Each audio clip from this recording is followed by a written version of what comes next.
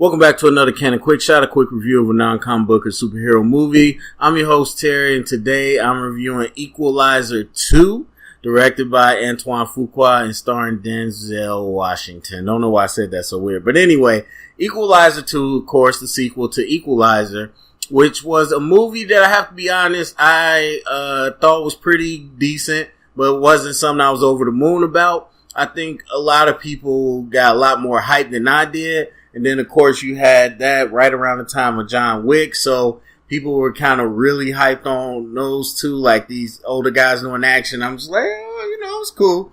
But it wasn't like one of my favorites. So coming into this, I wasn't super excited.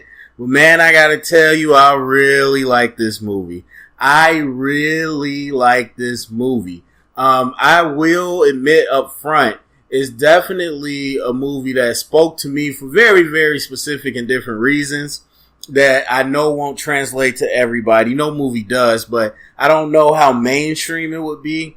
But the choices made in this movie of just the way they present it is really in tune with what I look for in a movie and what I would do with a movie. And so for me, it was just kind of like watching something that I would think of on screen. So I really enjoyed it that way. As compared to the first one, I feel like it's different. It's the same character, same setup, the watch, all that. But the tone is so different. I would say this, and people use this as a negative connotation, but I would say this movie has such a pedestrian feel about it. And I think it's a great thing because with the first one, it was just kind of random dude, trying to do the right thing. You find out he a beast. But in this one, it's like, it's even more of a random dude. It's even more of an everyday dude. And it's not really a spoiler. You could see it in the trailer, and it really isn't a spoiler at all, but he does Lyft. That's what his day job is. He drives Lyft and drives people around. So they do this cool thing where they really just show him really in tune with the community, the small community he lives in, really in tune with just meeting different people, people that are doing good things with their life, making the right choices, and meeting people that aren't so good with their life. But it's very grounded. It's very a man of the people. And I think what I liked so much about it was that usually when you get these movies, ex-special force, something tragic happened to them, and they're broken. And he is broken. He was broken in the first one. He's broken in this one. But, of course, he still has the heart to do right things. But the cool part about this character that I like in the way, at least the way they present in this one, is that he's broken, but he doesn't stop himself from growing. He continues to read a lot. He continues to, pass on lessons to the youth, which you see a lot in here. He continues to give it forward, and he continues to hang around different ethnicities and cultures, and he learns different languages. He's not just, F the world, sit in my hole. He sits in his hole when he needs to, but to the rest of the world, he's out there, he's active, and he's trying to continue to build himself up instead of just feeling sorry for himself. So I like that. But, as far as the rest of the movie, the action, the plot and stuff, the action was good. I don't recall it, and honestly, I haven't seen the first one in a while, but I don't feel like it was better than the first one as far as the action goes, but it was still serviceable. The story was okay. I predicted the twist or whatever, and I don't know if it's really a twist, but I predicted that pretty early on. And, like I said, I'm just good with those. So I don't like when I predict the movie's plot, but I understand. So the story wasn't the strongest, but it was enough to keep your attention.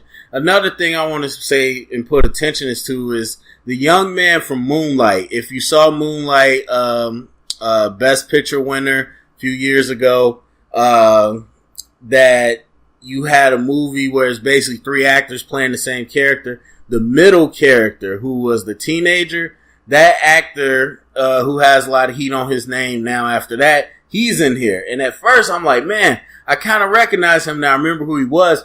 He has so much presence. I think he's going to be a star. And I think him and Denzel were like dynamite on screen, to be cliche. But I really did. I thought they worked very well together. And I thought his acting chops is pretty talented. So The only issue I have with that is that there's a moment in the movie that's very powerful between him and Denzel, and you'll know what I'm talking about. And I just feel like that's where it should have ended, but they continue to do a little too much with this character. Not in the fact of he's outside of his character or outside of his body. I just think that the screen time could have been cut there and it would have resonated a lot stronger, but they continue, since he's such a talented actor, to put him on screen and do a little more, which I feel like they stretched it a little thin. But I really enjoyed him in the movie. So overall, man, it was really good. There's a lot of good lessons in there. It was some stuff I really wasn't expecting. It was some good stuff. I think the thing that stands out in this movie a lot so than these other action movies and these summer blockbuster movies, and even these movies without strong stories, is that it still has a lot of humanity. And it goes back to what I was saying with him being a Lyft driver and all that stuff. There's so much humanity in these movies. There's so many little things he does and people he interacts with that just give it so much heart that other movies don't really have. And it makes sense, because you're like, why is Denzel doing a sequel action film and, whatever, if it's not really saying nothing, it's not Oscar caliber. But you could tell that he looked at this project and said, it's got to have more than just, gratuitous violence or any of that. So I think they did pretty well. So for me, I would say definitely check it out. I think, as an action movie, it might not be the popcorn, flick you looking for, but I still think it's a good enough to enjoy. So yeah, I would definitely go say check it out. As a grade, I would give it a 83, B minus, 83 out of 100.